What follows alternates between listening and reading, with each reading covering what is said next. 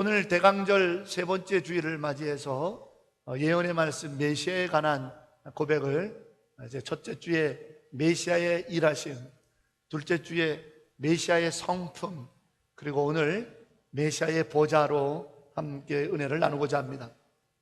여러분들에게 추천드릴 영화가 하나 있는데 그것은 소울 서퍼라고 하는 영화입니다. 여러분들 자신이 봐도 좋고 자녀들과 함께 본다면 더욱더 좋은 영화가 될 겁니다. 실화를 바탕으로 한 영화인데요, 바다에서 보드를 타는 서핑하는 사람들의 이야기입니다. 그것을 서퍼라고 부르죠. 영혼의 서퍼, 서핑하는 사람이라는 얘기인데 한 여자아이의 이야기입니다. 여자아이라고 말하기에는 이제 숙녀죠. 청소년이라고 말하는 것이 옳겠습니다. 청소년 시기에 어린 나이에 전 세계 서핑 챔피언 대회에 나가서 입상을 했던 그녀는 다음번에는 챔피언이 돼야지라고 하는 마음으로 매일 바다에 뛰어들어 서핑 연습을 했죠. 그런데 뜻하지 않게 안전한 바다라 했던 그곳에 전혀 생각하지 못했던 상어의 공격을 받습니다.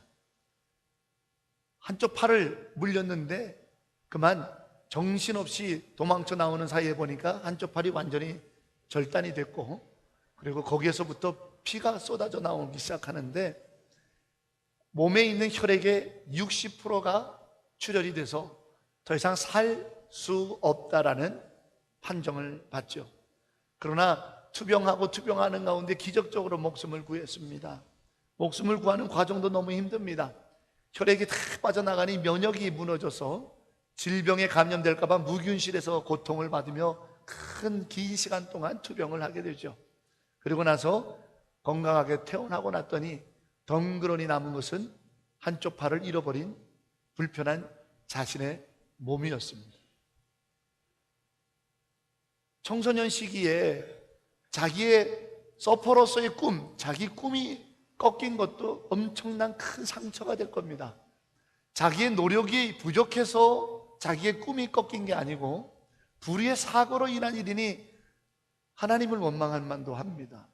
또 자기의 이 불편한 육신 때문에 절망하게 되겠죠.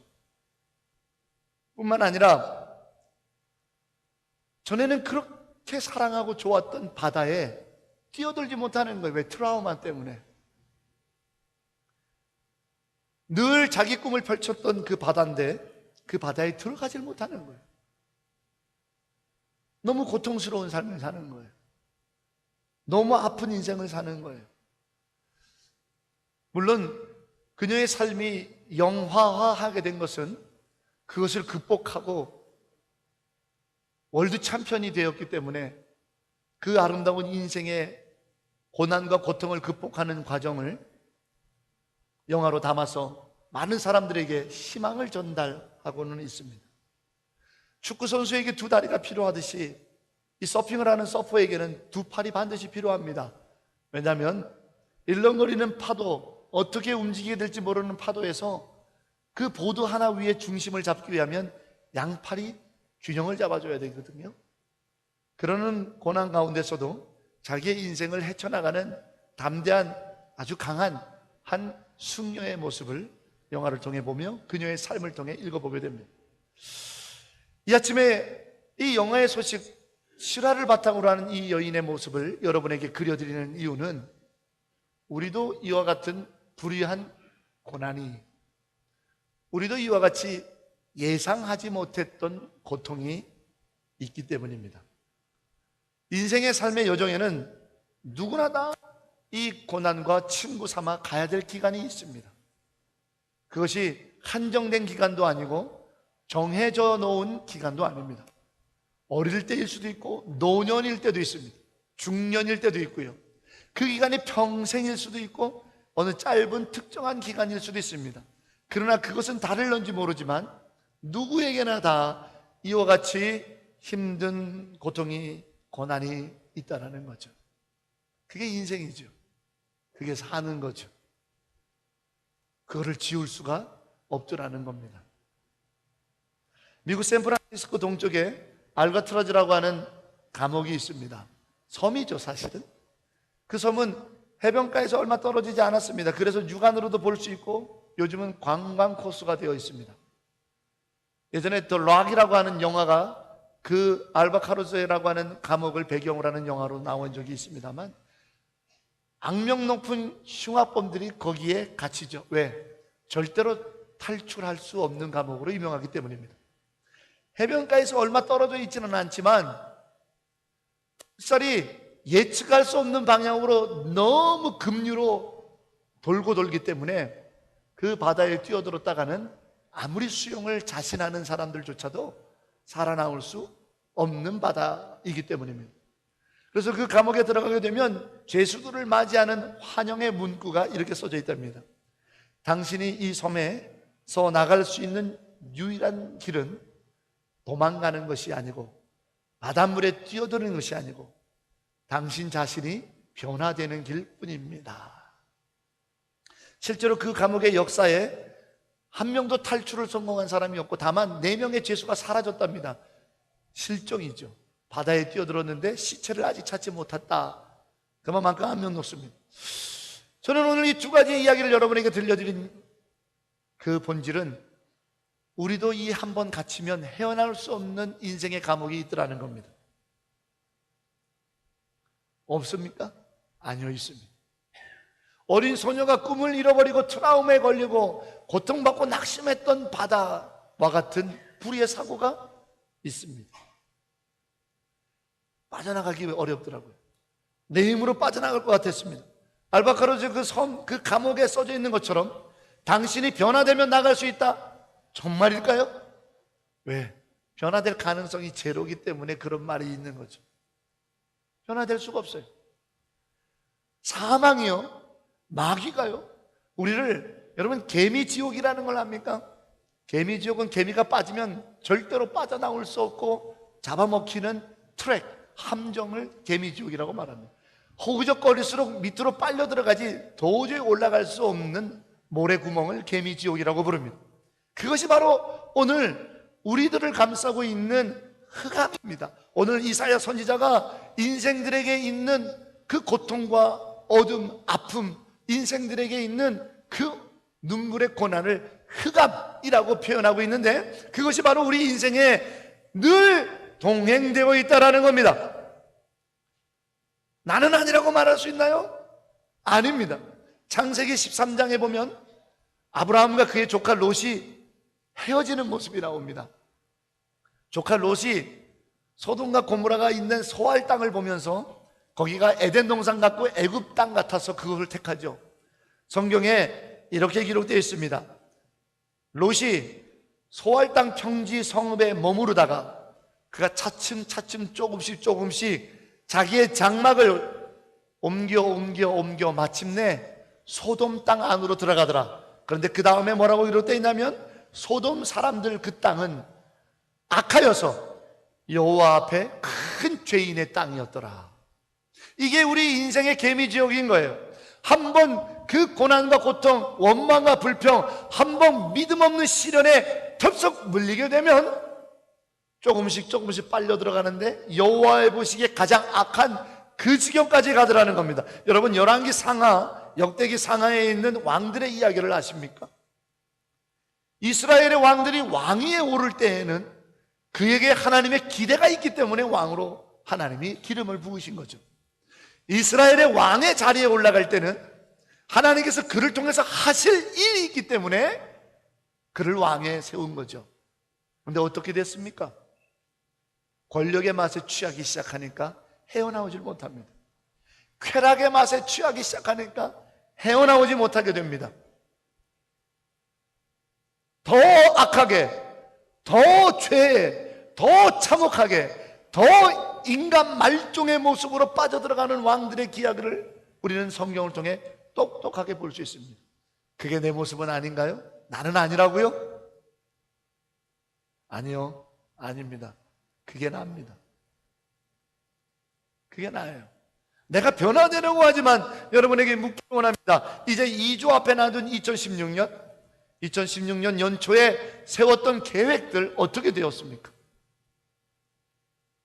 그 계획대로 진척이 돼서 열매를 맺고 변화되셨나요, 인생이? 아니요. 무엇을 계획했는지조차도 잊어먹고 있습니다. 나로 하여금 그 선한 계획들, 나로 하여금 그 선한 역사들, 나로 하여금 그 기쁨의 능력들을 감당할 수 있는 믿음의 사람이 되게 하기 위하여 나아가는 믿음의 과정을 못하게 만들었던 불만, 불평, 원망, 시련, 시험, 다툼, 내 안에 있는 모든 것들이 나로 그것을 못하게 했던 세력들이 너무 많았던 거죠. 곰곰이 한번 자신을 정직하게 돌이켜보십시오. 내년은 다를까요? 정말 변화될 수 있어요? 알바카르즈라고 하는 그 한 번 들어오면 나갈 수 없는 개미 지옥과 같은 흑암, 악함, 하나님과의 분리, 하나님과의 단절, 참된 행복과 멀어진 그 자리에서 여러분이 변화되면 나올 수 있다고 하는 그 갇힌 곳에서 나올 자신이 있으신가요? 변화될 자신이 있으십니까? 하나님 보시기에 너는 됐다라고 인정받을 만한 변화의 능력을 스스로 하실 수 있으신가요? 이 질문에 여러분의 답은 무엇입니까? 오늘 이사야 선지자는요, 우리의 삶의 현실을 호세크라고 하는 히브리어 흑암으로 쓰고 있습니다. 너희가 흑암에 있지 않더냐? 우리가 지금 흑암에 있다라는 거예요. 안 되더라는 겁니다. 그 흑암에 갇혀 있는 너희라고 말합니다. 그러면서 그 흑암에서 어떻게 살고 있는지를 오늘 묘사하고 있는데, 그것은 세 가지로 묘사하고 있습니다. 너희가 멍에를 쥐고 있구나. 너희 어깨에는 채찍이 날아 들어가고 있구나. 압제자의 막대기가 너희에게 휘두르고 있구나. 이것이 흑암의 모습을 쓰고 있습니다. 인생의 멍에죠. 멍에를 지지 않고 사는 인생이 있습니까? 멍에를 메고 있습니다. 자식의 멍에, 부모의 멍에, 남편의 멍에, 아내의 멍에, 좀 더 구체적으로 들어갈까요? 질병의 멍에, 돈의 멍에, 또 더 들어가 볼까요? 관계의 멍에. 너무 많은 멍에들이 내 삶에 있더라는 거예요. 나를 자유롭게 하지 못하고 나를 진실되게 살지 못하는 멍에, 나의 자존감 열등감은 멍에가 아닌가요? 솔직하게 얘기하지 못하는 멍에, 어디 가서든지 꼭 나를 포장하고 내 속내를 들키지 않게 살아야 되는 인생의 질고의 멍에가 없던가요? 그런데 그 멍에만 있는 게 아니라 나를 개, 돼지 취급하는 채찍과 막대기가 있다는 겁니다. 압제자의 막대기와 내 어깨에 날아드는 채찍은 무엇을 말합니까? 나를 그것으로 다스리고 있다는 거죠. 여러분, 채찍과 막대기로 다스려서 길을 가게 하는 것은 개, 돼지만 그렇게 하는 거죠. 때려서, 채찍을 내리쳐서, 고통을 줘서 말 듣게 하는 것, 개, 돼지에게, 짐승에게 하는 일이죠. 그런데 압제자가 우리를 그렇게 다루는 것, 그게 바로 흑암이라는 겁니다. 돈의 채찍이 무섭게 날라들죠. 질병의 막대기가 무섭게 내리치죠. 우리가 있는 삶의 자리를 흑암으로 말하고 있는 거예요. 이사야 선지자는 너희가 흑암 호세크에 갇혀있도다, 갇혀있도다. 그런데 성경이 흑암에 관해서 호세크라고 하는 단어를 많이 쓰는데, 구약 성경에 하나, 신약 성경에 하나 대표적으로 말씀을 드리면, 호세크라고 하는 흑암을요, 구약에서는 창세기 1장에서 만나봅니다. 하나님께서 세상을 창조하기 전에 이 땅의 상태를 호세크, 흑암으로 말합니다. 하나님이 임재하기 전에 인생을 호세크라고 부르는 거예요. 하나님이 우리에게 역사하시기 전에 우리의 인생이 호세크라는 거예요. 바로 이 흑암의 권세에 눌려서 내가 아무리 발버둥 쳐도 점점 빠져들 뿐이지, 나를 개, 돼지로 취급하듯이 나를 돈으로만 환산하고 나를 물질적 가치로만 판단하는 세상의 회초리가 나를 때리더라는 거죠. 그리고 세상의 질고로 그 멍에가 나로 쓰러지게 한다는 거죠. 이것이 바로 하나님이 우리에게 임재하기 전에 있었던 호세크라는 겁니다. 골로새서 1장 13절은 다음과 같이 기록합니다. 그가 우리를 흑암의 권세에서 건져내사 그의 사랑의 아들의 나라로 옮기셨으니, 즉 골로새서 1장 13절의 흑암은요, 예수님을 믿기 전에 우리를 흑암이라고 부르는 거예요. 왜 성경은 이렇게 끊임없이 흑암을 하나님의 임재와 하나님을 믿는 것과의 연관성으로 쓰고 있을까요? 왜 성경은 끊임없이 호세크 흑암을요, 하나님과 관계된 것으로 쓰고 있을까요? 하나님의 부재, 하나님이 계시지 않는 것, 하나님을 믿지 않는 인생을 왜 자꾸 흑암 호세크라고 쓸까요? 가능성이 없기 때문입니다. 이것이 성경의 판단입니다. 이것이 성경의 증언입니다. 사랑하는 여러분, 이게 결코 남의 일이라고 우리는 말할 수 없습니다. 특별히 이곳에 계시는 분들은 대부분 자녀를 기르고 계시는 부모님들이신데, 여러분의 자녀가 만약에 꿈을 키우다가 이 소울 서퍼와 같은 상황을 당한다면 여러분의 심정은 어떠시겠습니까? 여러분의 자녀가 꿈을 키우는데 여러분의 무능력, 여러분의 경제력, 여러분의 부주의로 인해서 자녀의 꿈이 꺾였다라고 생각하신다면 여러분은 어떠실 것 같으십니까? 그게 흑암입니다. 어느 부모치고 자녀가 자기 꿈을 펼쳐나가는데 경제적으로 밀어주고 싶지 않은 부모가 어디 있습니까? 어느 부모치고 자녀가 자기 꿈을 펼쳐나가는 데 있어서 좋은 바탕이 되고 이끌어주는 손길이 되지 않기를 원하는 부모가 어디 있습니까? 마음대로 되시던가요? 아닙니다.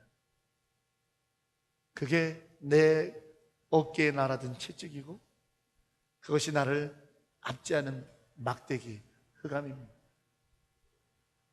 그런데 오늘 이사야 선지자는 놀라운 선언을 우리에게 합니다.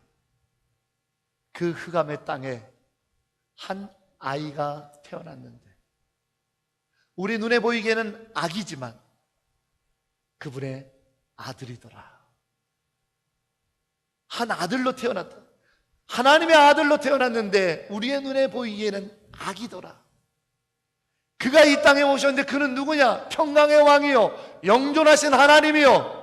그는 모든 질고를 끊으실 뿐만 아니라 기묘와 묘사요 놀라운 우리의 돕는 자이더라.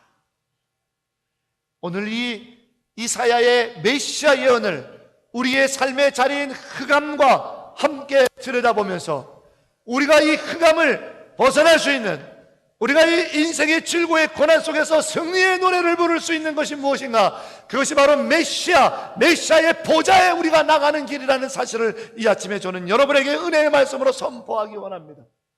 사랑하는 여러분, 흑암으로 탄식하고만 있지 마십시오. 사랑하는 여러분, 흑암으로 좌절하고 있지 마십시오. 메시아의 보좌 앞으로 이제 일어나 우리가 그의 보좌 앞으로 나가자. 때를 따라 돕는 은혜를 얻으리라고 했던 놀라운 찬송의 목소리가 흑암 가운데 이 땅에 빛으로 오신 메시아를 바라보며 그 보좌 앞으로 나가는 예배자, 우리들의 노래가 되기를 주의 이름으로 간절히 축원합니다. 여러분, 정근모 장로님을 혹시 아시나 모르겠습니다. 정근모 장로님은 과학기술소 장관을 2번씩이나 역임했고 대한민국의 최연소 박사이고 최연소 미국 대학 교수로 이름을 날린 분입니다.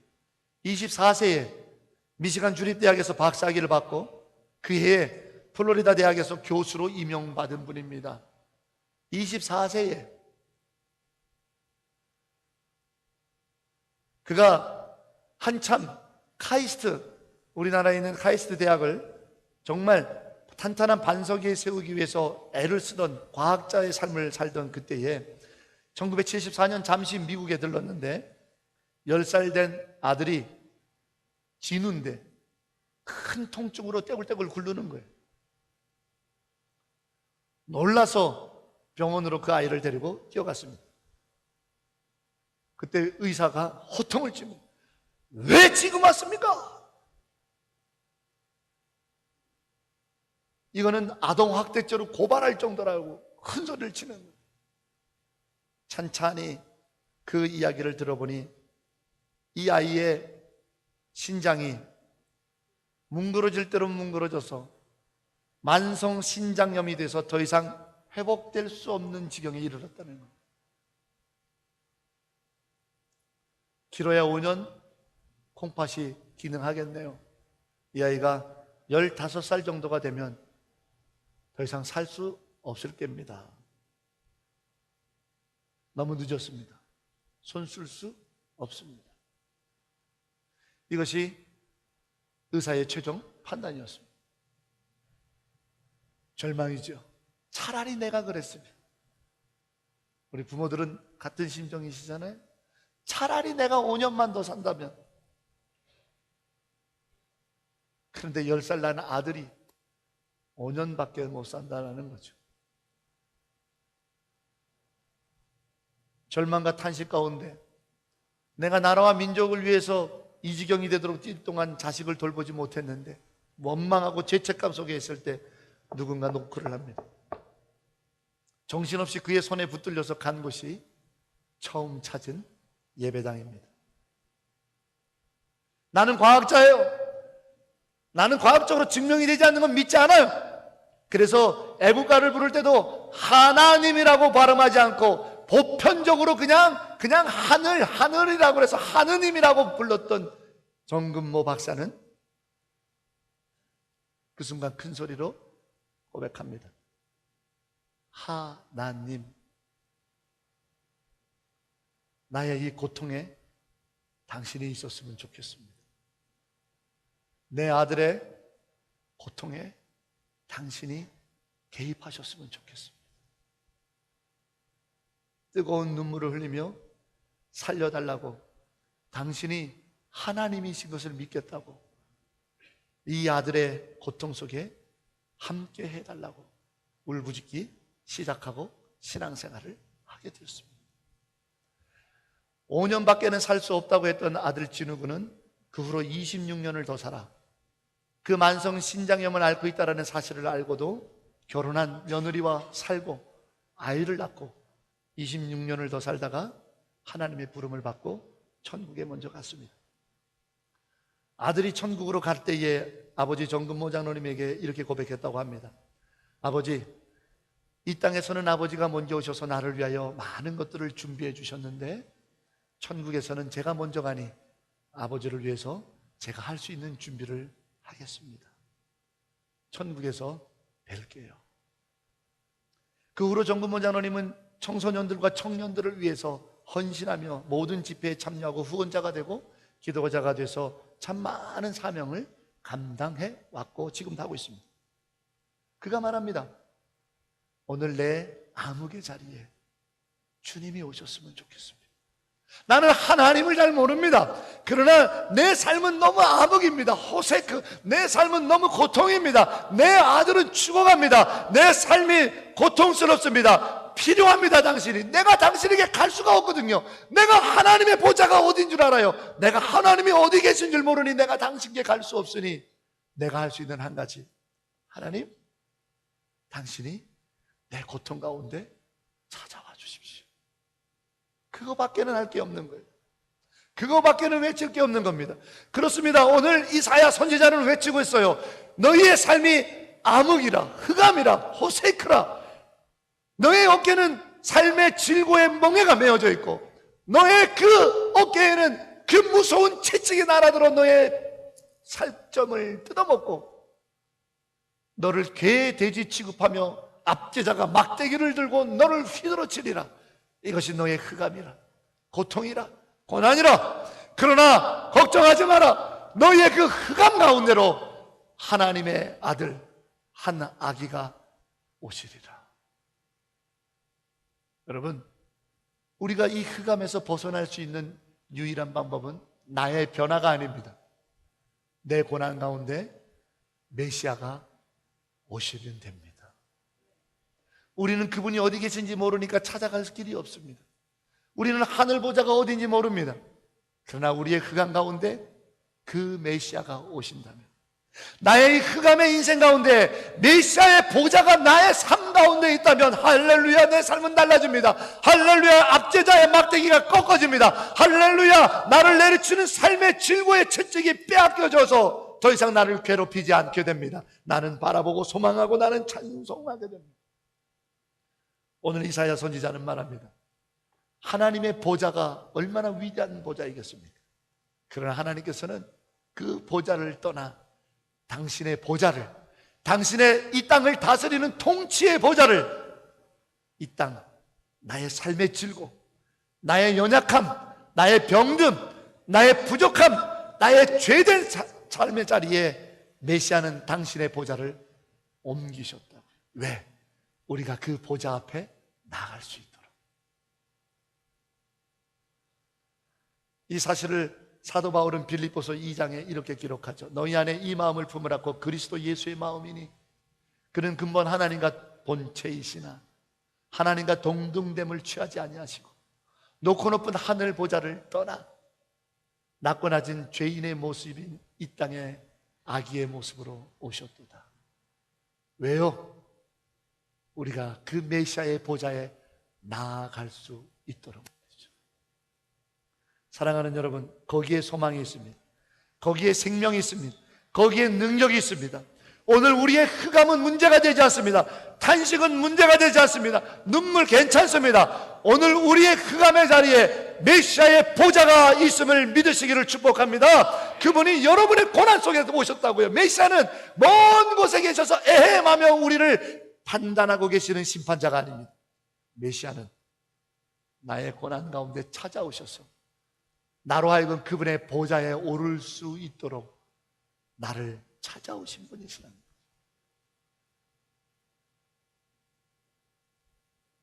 누가복음 22장 29절로 30절에 주님은 놀라운 선포를 하십니다. 예수님의 말씀입니다. 내 아버지께서 나라를 내게 맡기신 것 같이 나도 너희에게 맡겨 너희로 내 나라에 있어 내 상에서 먹고 마시며 또는 나의 보좌에 앉아 이스라엘 12지파를 다스리게 하겠노라. 누가복음 22장 29절로 30절에 예수님은 분명히 선포하셨습니다. 너희로 나의 보좌에 앉게 하겠노라. 그리고 내 보좌에서 이 땅을 다스리게 하겠노라고요. 그것이 어디 보좌입니까? 바로 내 삶의 자리입니다. 여러분, 내 삶을 부끄럽게 여기지 마십시오. 내 삶을 탄식하며 원망하고 불평만 하지 마십시오. 내 삶이 바로 메시아의 보좌가 있는 자리입니다. 그 보좌에만 올라가면 나는 이 고난을 다스립니다. 나는 이 고통을 다스립니다. 나는 이 희망 없음을 소망의 영광으로 바꿀 수 있는 통치자가 될 줄로 믿습니다. 우리가 메시아의 보좌에 올라가야 됩니다. 그래서 주님은 이 땅에 오신 것이고 여러분의 산 가운데 오신 겁니다. 여러분의 고난 가운데 오신 것이죠. 다른 곳에서 메시아의 보좌를 찾지 마십시오. 압제자의 막대기가 휘둘러지는 그 자리, 그것이 바로 메시아가 여러분과 함께 있는 자리입니다. 그것 때문에 오셨습니다. 그래서 오늘 이사야 선지자는 외치죠. 그 한 아기가 자기를 희생해서 겸손한 모습으로 섬김으로 이 땅에 와 너희로 그의 보좌에 앉게 하겠노라. 그럴 때 우리에게는 우리의 삶을 통치하는 더 이상 압제자의 막대기로 개돼지처럼 끌려가는 인생이 아니라 가난해도 부요해도 지식이 많아도 부족해도 건강해도 질병에 의해서 내가 고통받는 한이 있어도 우리는 쓰러지지 않습니다. 우리는 패배하지 않습니다. 왜? 내가 내 삶을 통치하는 메시아의 보좌에 앉았기 때문이죠. 지금 대한민국에서는 아주 힘든 일들이 지속되고 있죠. 여러분, 나라와 민족을 위해서 기도하셔야 됩니다. 그런데 지금 탄핵 소추안이 가결됨으로 인해서 대통령의 모든 직무와 권한이 스탑이 됐습니다. 그 중에 가장 중요한 두 가지 권한이 있는데 국군 통수권과 외교권이죠. 국회에서 그것이 가결이 되는 순간 대통령은 그 권한을 행사할 자격을 일시 정지되어 있습니다. 그러면 그 사이에 국군 통수권과 외교권이 누구에게로 넘어갑니까? 국회 국무총리로 넘어가게 되죠. 국무총리로 넘어갔어요. 여러분, 국무총리가 다른 사람으로 바뀌었나요? 국무총리가 어떤 갑자기 신비한 능력이 생겼나요? 그렇지 않습니다. 그가 대통령 권한 대행이라고 하는 자리에 앉았기 때문에 그에게는 갑자기 국군 통수권과 그에게는 외교권이 주어진 거예요. 황교안 국무총리가 갑자기 지식이 뛰어나게 됐나요? 아닙니다. 황교안 국무총리가 갑자기 멀리 내다볼 수 있는 예언의 능력이 생겼나요? 아닙니다. 황교안 총리가 갑자기 군사의 전문가가 됐나요? 아닙니다. 그가 대통령 권한 대행이라는 자리에 앉았기 때문에 그에게는 국군 통수권과 외교권이라고 하는 권세가 주어진 거예요. 마찬가지입니다. 우리가 바뀌었나요? 아닙니다. 우리의 질병이 해결됐나요? 아닙니다. 우리의 가난이 해결됐나요? 아닙니다. 우리의 지식이 늘어났나요? 아닙니다. 다만 메시아께서 내게 찾아오셔서 나로 하여금 당신의 보좌에 앉게 하셨기에 그 보좌에서 우리는 선포할 수 있는 겁니다. 내 삶의 흑암의 권세는 예수 그리스도의 나의 메시아의 이름으로 명하노니 사라질지어다. 이것이 우리의 권세인 것이요, 이것이 우리의 능력인 것이요, 이것이 우리의 힘인 것입니다. 우리는 아직 연약합니다. 우리는 아직 부끄럽습니다. 그러나 주께서 우리에게 찾아오셔서 나를 당신의 보좌에 앉게 하셨기에 우리의 삶은 가난 때문에 무너지지 않습니다. 우리의 삶은 인간관계 때문에 탄식하며 죽지 않습니다. 우리의 삶은 질병 때문에 낙심하며 사명 감당하지 못하는 삶이 아닙니다. 우리의 삶은 여러 가지 많은 조건과 처지 때문에 탓하면서 안 된다고 말하는 절망의 삶이 아닙니다. 왜냐? 우리는 메시아의 보좌에 앉은 자이기 때문입니다. 왜냐? 우리는 선포할 권한이 있는 자이기 때문입니다. 왜냐? 우리는 예수 그리스도 그 선하신 만군의 주의 이름으로 간구하며 기도할 수 있는 권세자이기 때문입니다. 이를 위해서 메시아께서는 당신의 흑암 가운데 찾아오신 겁니다. 그 보좌로 나가시기를 주의 이름으로 축복합니다. 믿음을 갖고 그 보좌로 나가십시오. 저로 쓰심이라는 책이 있습니다. 안찬호 선교사님이 자신의 선교 사역에 대한 간증서적입니다. 아프리카에서 마사이족 선교를 감당하고 계시는 분입니다. 그러나 그가 마사이족을 먼저 선교하기 위해서 갔던 것은 아닙니다. 아프리카에 대한 막연한 선교적 사명을 가지고 그 땅을 밟았습니다. 마사이족 하면은 지금은 복음이 많이 그 부족에게 들어가서 온순해지고 참 그 많은 역사들이 나타났습니다만 가장 용맹하고 가장 호학스러운 부족으로 유명하지요. 어느 날 무크타니 지역에서 식사를 하게 되는데 원주민들이 찾아와서 묻더랍니다. 당신이 선교사냐고. 그렇다고 대답하니까 이 원주민들이 할렐루야 하면서 자기들과 같이 가줄 수 있냐라고 묻더랍니다.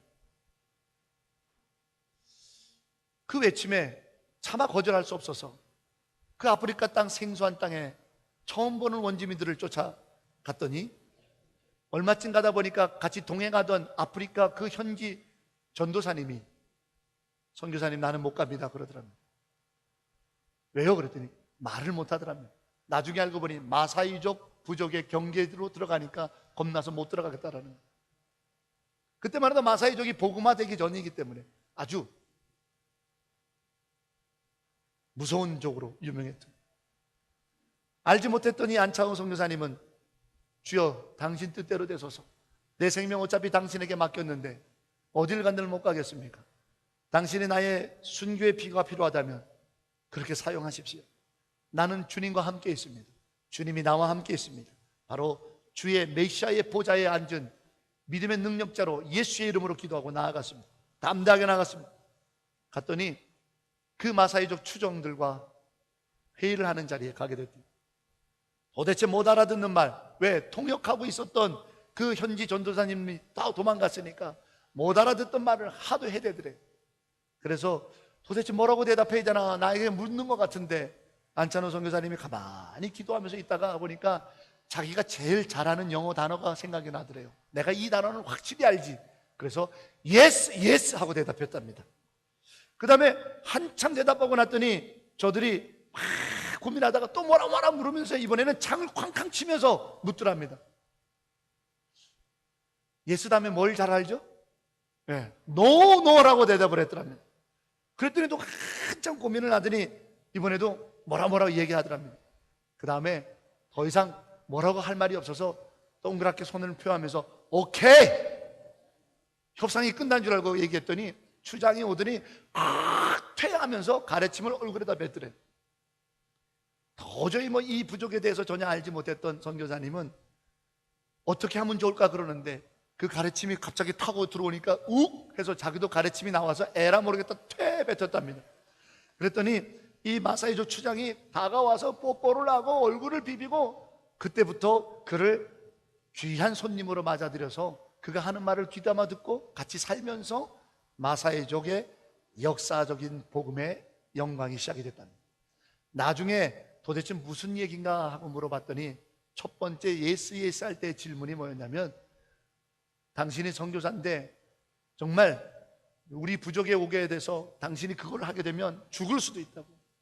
우리는 사람도 막 죽이고 그러는 죽일 수 있는데 당신 죽어도 좋으냐?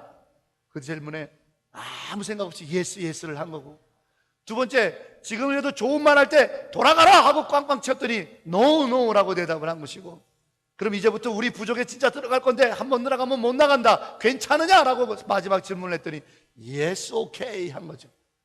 그리고 그 마사이족 부족은 물이 너무나도 부족하기 때문에 자기가 가지고 있는 물 수분을 나눠주는 것이 가장 극진한 대답으로 여긴답니다. 몸에 있는 가장 좋은 수분 중에 하나가 침인데 침을 걸쭉하게 뱉을수록 가장 귀한 분으로 여긴다라는 거죠. 전혀 알지 못했던 것을 다 통과하게 하신 하나님, 들어쓰심이라고 하는 그의 선교 간증에 이와 같이 고백을 하면서 이것은 내가 한 것이 아닙니다. 이것이 우연의 일치겠습니까? 이것이 정말 웃을 만한 일이겠습니까? 아닙니다. 내가 하나님과 함께하고 내가 예수의 이름으로 그에게 나를 맡겼을 때 그가 나를 다스려 주신 역사입니다라고 고백하며 아프리카 마사이족의 부흥의 역사들을 담담하게 써내려갑니다. 사랑하는 여러분, 우리의 삶도 이와 같이 주의 통치 아래 있어야 되지 않겠습니까? 그 흑암이 내가 변화되는 것이 아니라 메시아의 보좌에 앉아서 선포할 때 나는 그 의미도 모르지만 그 선포하는 자리에 예스가 응답이 되고 오케이가 역사가 일어나고, 내 삶 속에 내가 모든 것을 다 아는 것은 아니지만 바로 예수 보좌에 앉은 나의 삶을 통해, 고백을 통해, 선포를 통해 하나님의 성령이 일하시는 것 아니겠습니까? 주 나의 메시아의 보좌로 나아가십시오. 그리고 그 메시아의 보좌에 앉으십시오. 그것은 다른 게 아닙니다. 예수님을 닮아가는 것입니다. 예수님처럼 나를 희생해서 섬기십시오. 예수님처럼 그분을 닮아 어떠한 경우에도 하나님께 예배하십시오. 예수님처럼 내가 다 이해할 수 없고 거부하고 싶더라도 사명을 순종하십시오. 예수님처럼 어떠한 피곤한 가운데서도 기도의 자리를 빼앗기지 마십시오. 이것이 메시아의 보좌에 앉는 것입니다. 우리가 예수님을 닮아 내 삶의 흑암 가운데 임재하신 이 놀라운 그분의 보좌에 앉을 때 우리가 선포하는 그 역사대로, 우리가 간구하는 그대로 나의 사랑, 나의 어여쁜 자여 일어나 함께 가자고 했던 주님과 함께 이 땅을 다스리고 통치할 때에 우리 삶의 홍해는 갈라지고 우리 삶의 광야에 길이 나고 우리 삶의 사막에 물이 솟는 기쁨을 맛보게 될 줄로 믿습니다. 이것이 메시아의 보좌에 앉은 자의 인생일지니, 사랑하는 여러분, 메시아를 왜 갈망합니까? 그분의 보좌로 나가기 위함입니다. 그분을 닮아가십시오. 그리고 여러분의 인생을 다스리십시오. 그리고 이 땅의 흑암의 권세를 물리치고 하나님의 나라를 세울 수 있는 주의 종된 삶, 주님 닮은 삶, 십자가의 삶, 거룩한 순종의 삶으로 살아가는 복된 백성들, 우리 모든 예배자들 되기를 주의 이름으로 간절히 축원합니다.